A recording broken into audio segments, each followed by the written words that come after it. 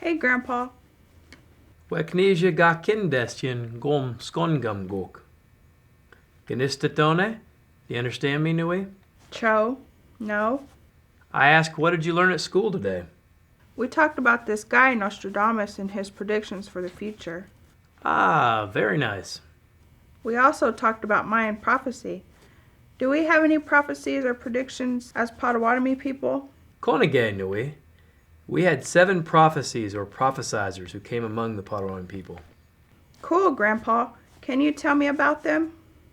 Okay, grandson. They are called the 7 Fires prophecies. The 7 Fires prophecy, also known as the 7 Prophets, tells of a time that the people were visited by 7 prophets who foretold of different events or challenges that the people would have to overcome. These are known as the 7 Fires. At one time, it's believed that our people lived on the east coast near the ocean, near the mouth of the St. Lawrence River. The first prophet told the people they would have to leave their homes and travel west, that they should follow the McGee shell of the Medewan Lodge. This shell would lead them to their new home. The people were told to look for a turtle-shaped island and that they would find such an island at the beginning and the end of their journey. They would stop 7 times along their journey and would know they had reached the end when they found a place where food grows on water. If they didn't leave, they would suffer greatly and would be destroyed. Many people today believe that this told of the coming of the Europeans. Many of the tribes on the east coast who first met the arrivals succumbed to both disease and war, some completely wiped out. In the time of the second prophet or fire, the Nishnabek people would be camped by a large body of water. In this fire, they would lose their direction and forget some of their traditional ways. A little boy would have a dream which would point the people back in the right direction. Many saw this time as a loss of the power of the Medewan belief. In the third fire, the people would find a new land on their journey to discover the land where food grows on water, out to the west. During the fourth fire, it's said that 2 different prophets came to speak as one. The first told of the arrival of the light-skinned race. He told them the future of the Nishnabek people would be known by the way the light-skinned race interacted with them. If they come in a good way, there would be a time of wonderful change. New knowledge would be joined with old knowledge, and the 2 nations would join with 2 others to form a mighty nation. If they brought only knowledge and goodwill, they would be as if they were brothers. The second of the prophets warned the light-skinned race might wear the face of death.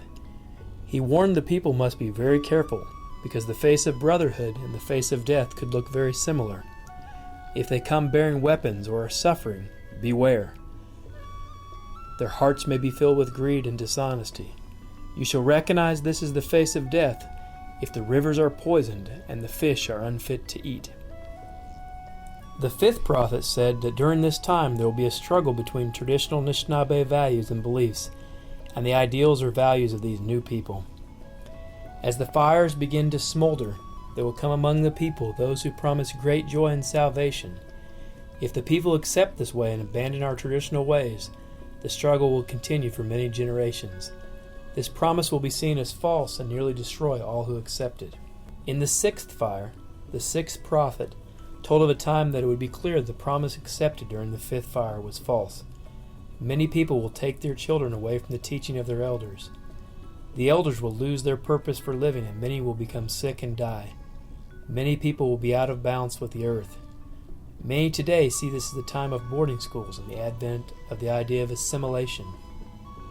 Finally, a seventh fire, or seventh prophet, came among the people, offering a glimmer of hope for a time of renewal and growth, though it would be a hard path, and we would suffer along the way. This new prophet was younger than the others who had come before, and had a glow in his eyes.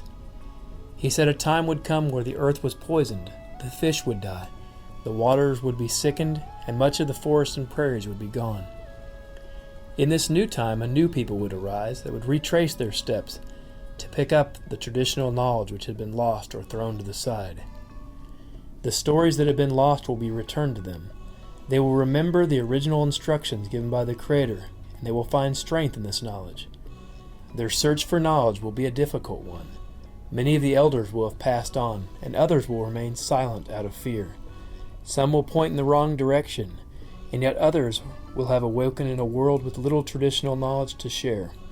If the new people trust in the Creator and put down their tobacco, asking for strength and guidance, and put aside their ego and begin to trust their inner voice, wisdom will once again be found in dreams.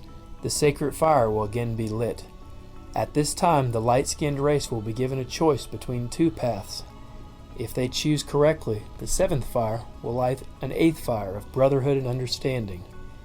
If they choose wrongly and continue on their path of destructive ways, then the destruction that they brought with them will come back to destroy them, and the people of the earth will experience much suffering and death. Some of the places that the people stopped along the way were Niagara Falls, Madeline Island, Manitoulin Island, and Sault Ste. Marie. Many people today believe we are in the seventh fire, that it's our time to pick up those things which have been left behind and learn our traditional teaching and ways so that we can carry them into the future and beyond. That's crazy, Grandpa, how our people knew what was coming. Yeah, today most people say we're in the seventh fire. It's a time when our young people are going to pick up the things that we left behind. So it's up to your generation, Nui, to keep our ways, traditional values, and language alive. Because the language is a thread which holds it all together.